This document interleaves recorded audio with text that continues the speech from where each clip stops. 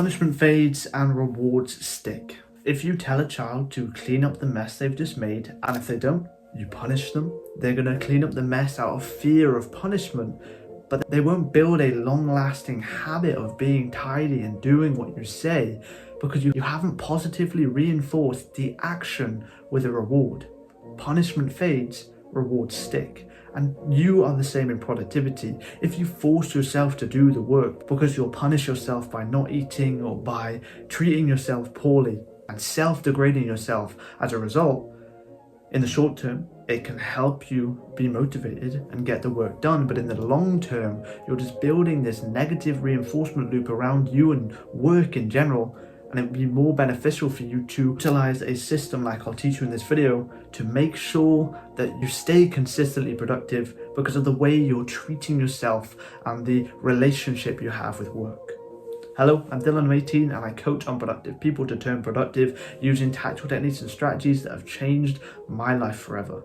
I was one of these people who had this negative association with work. I personally spent over 5,000 hours or 210 days straight down bad, playing Call of Duty and other such video games and wasting any potential I had. Any time I had was not going to business, grades or homework, it was going straight to Call of Duty and frying my dopamine receptors. However, I've turned my life around and now I effortlessly and easily reach through large amounts of my work, for my business, for my education, for my personal development goals, and it's because I understand this simple psychology hack that I will teach you in this video.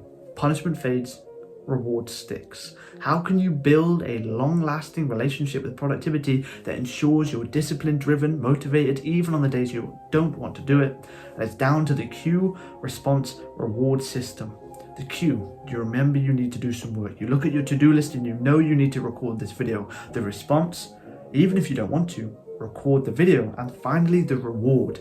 After I record this video, reward yourself either with some sort of food, some sort of social interaction. It has to be something you don't usually do. So for example, if you usually have a boring, monotonous lunch and you spice it up with something nice, something fancy, something you don't usually have for lunch, after you do the work, your brain's going to associate completing task with getting new, novel, contemporary reward, making this positive reinforcement loop come alive. So next time you do the work and you utilize the cue, response, reward system, you look at your to-do list, you sit down, you do the work, and then you reward yourself with something you don't usually have, then you're adding to this loop. And by the third, fourth, fifth time of sitting down and doing the work, even if you don't want to, there'll be a part of you intrinsically that wants you to do the work because it's linked this reward with work. It's linked completing the task with getting reward, and inside, deep inside of you, motivation will be secreted, dopamine will be released, and your brain will want you to do the task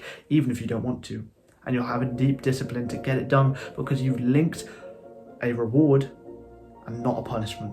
If you were to say and look at your to-do list, oh, I need to do this task, I'm such a procrastinator, I put it off for so long, I'm going to do this work, or I'm not going to eat any food, or I'm not even going to eat dinner. Then when you do the work and you don't have this positive association towards the end, you will not want to complete it again. You've just punished yourself, you've just starved yourself, and you're hungry when you're tired, and rather than going to sleep or getting some food, you force yourself to do the work, which can be productive in the short term, that can be disciplined. But if you're trying to build long-term sustainable productivity, you need a reward at the end of the work. So if you were to slug out the work and miss dinner and just go to bed hungry, that would be bad. But if you were to slug out the work, complete it, and then get a nice filling, luscious meal that you don't usually have, then you're building this positive reinforcement loop around you and the work and getting reward. It's super simple. I'm sure you understand it. It's just like a dog. You tell it to sit, you give it a bone, boom. The next time you tell it to sit, it sits, even if you don't have the bone. That's how useful this strategy is. Cue, response, reward system, and how you can hijack your neurobiology to allow you to do work easier. I have a unique high leverage opportunity for you. If you're looking to improve your productivity, make an investment in yourself, and finally achieve what you said you're going to achieve in 2025, the top link in the description will take you to my productivity performance plan, in which I'm changing lives forever. You'll get my personal phone number so I can hold your hand through the trials and tribulations of productivity and keep you accountable. You'll get my exclusive productivity framework that has been proven to help you turn productive. You'll get an award-winning physical planner, templates, trackers, tools, and everything you need to turn productive. And if you don't complete at least 20 out of 30 fully planned and executed productive days within starting my program, I will personally help you for free until you reach that result. If that sounds interesting, check it out. I do understand it's tricky though. Sometimes you see the queue, you look at your to-do list, you know you need to do the work, but getting into the work can be quite tricky. So I'm going to give you a few extra tips to ensure that you actually do the work when you realize you need to do it. So you can get to the reward phase and build the positive reinforcement loop around you completing and getting reward. One of the easiest ways you can do this is by reducing friction between you and the work. So the reason me or you can't start up a McDonald's franchise is because of £75,000.